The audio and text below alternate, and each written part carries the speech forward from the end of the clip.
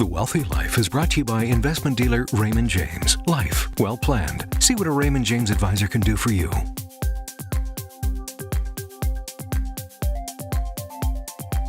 Welcome back. With us today is John Gowans, a financial advisor who knows the secret to a successful retirement. Welcome, John. Thanks, Sybil. Nice to be here. Well, I think everyone wants to know the secret to a successful retirement. Let's unlock it then. But I'm curious, you're still working as a financial advisor. Yep. What could you possibly know about retirement? Well, from a personal standpoint, not much. But from a study standpoint and a interviewing with clients standpoint, quite a bit. So this is something that you specialize in on a regular basis with your clients? We've been working harder and harder at becoming more of a retirement coach as the years have progressed. So what do people want in retirement? Is it about money? You know, the largest single thing that people want in retirement is really not about money. It's about purpose. They want to feel valued in society. So how do they go about doing that? Well, there's people that have worked hard at their jobs, and they take that same energy and enthusiasm into the retirement world. They seek out volunteering, they seek out senses of purpose. They work just as hard at retirement as they did at their careers. And I hear that a lot. I mean, how many times have you heard someone say, I'm busier now in retirement than I was when I was working? That's right. I don't know how I fit work into my schedule. Mm-hmm. That's right. But the key is that many people are doing things that they find very meaningful in their retirement years. That sounds exciting. It almost sounds like whole nother chapter of life with new purpose and new meaning. It is a whole new chapter of life. In fact, I like to think that it's actually called refirement, not retirement. Oh. And they move into Act 3 of life. Tell me more about that, refirement. What does that mean? Well, refirement is a term that I actually read a book by Art Linkletter, if you remember him from years gone by, called Making the Best of the Rest of Your Life. And that's what got me interested in it. You see, retirement used to be, in my parents' generation, a very linear progression. So you would have an education, you would go to work, and then you would retire. Many times quite a sedentary type of retirement. Mm-hmm. But today's retirees, they are the generation of the 60s. They enacted change throughout their whole life. So their retirement is actually a very holistic retirement that incorporates meaningful work, meaningful vacations, and a sense of real purpose in this last 20, 25 years of life. They're living longer. So what do people need to do to prepare for that transition? Are they starting to get involved with some of that meaningful work while they're working, but on a smaller scale? They are. Many people, as they begin to think seriously about retirement, and they're not so much worried about the financial side, they're spending time beginning to wind down from the workplace. And so volunteering is becoming increasingly popular and very, very necessary. Studies that have been done by many institutions as large as Shell Oil, British Petroleum did some large studies, discovered that retirees that established a sense of purpose and had a reason to get up in the morning not only were living better, but their cognitive functions were better and their enjoyment of life was exponentially better than those who just went to a very sedentary type of retirement. Which is great, because isn't that what we all want? We want to feel happy at the end of the day and enjoy life. You do. And all too often I see people who are unprepared.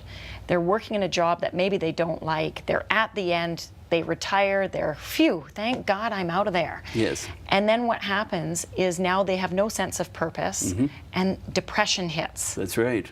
Studies conducted by Fidelity put a direct relationship between anxiety in retirement and lack of purpose, not thinking it through as to what you're going to retire into. not just a simple matter of retirement. So as a financial advisor, you have these types of conversations with your clients in addition to managing their portfolio. Yeah, we do, and they're the most enjoyable types of conversations, because really in terms of establishing a money trail, we've worked hard by and large at establishing that they'll financially be able to go forward.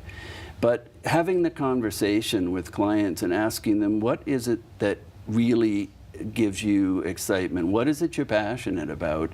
You unlock a dimension of your client that makes the job that much more satisfactory.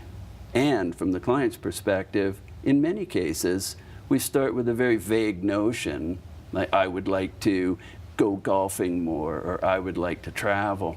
And as we've drilled down and said, well, what type of travel do you want to do?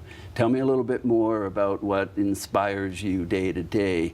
You learn so much more, and it's been very beneficial both ways. Oh, what a rewarding experience that must be for both you and your client. It is. It's a lot of fun. And the money still has to come into play, because all these things that clients want to do, they still need to live. How do you handle that aspect of the relationship? Sure.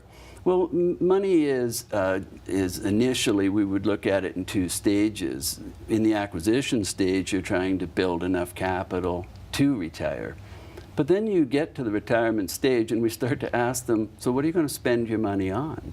And in some cases, that thought hasn't actually occurred to many people. They're still in the building phase. So money does play into it, and certainly financial wherewithal.